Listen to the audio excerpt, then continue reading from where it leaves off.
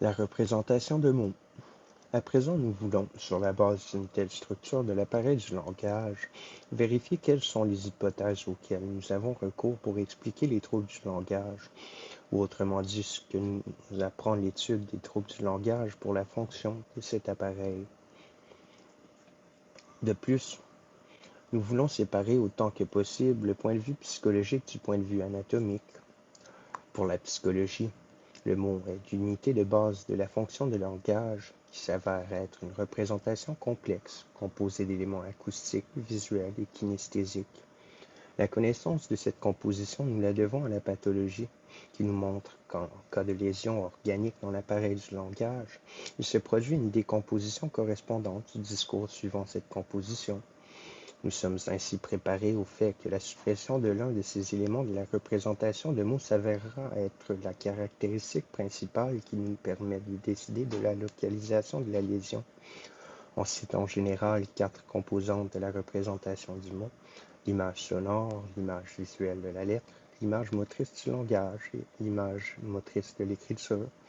Cependant, cette composition apparaît plus compliquée lorsqu'on considère les processus associatifs probables qui ont lieu au cours de chacune des opérations de langage.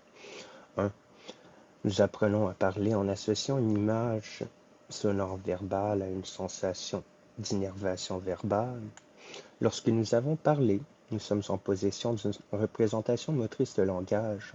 Sensation centripète des organes du langage, de telle sorte que du côté moteur, le mot est pour nous doublement déterminé.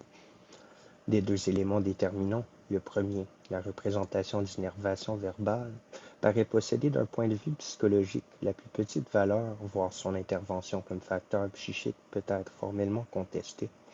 De plus, nous conservons, après avoir parlé, une image sonore du mot prononcé, aussi longtemps que nous n'avons pas développé plus avant notre langage. Cette deuxième image n'a besoin que d'être associée à la première, sans devoir lui être nécessairement identique. À ce stade, celui du développement du langage infantile, nous nous servons d'un langage que nous avons créé nous-mêmes et nous nous comportons comme des aphasiques moteurs, puisque nous associons différents sons verbaux étrangers à un son unique produit par nous-mêmes.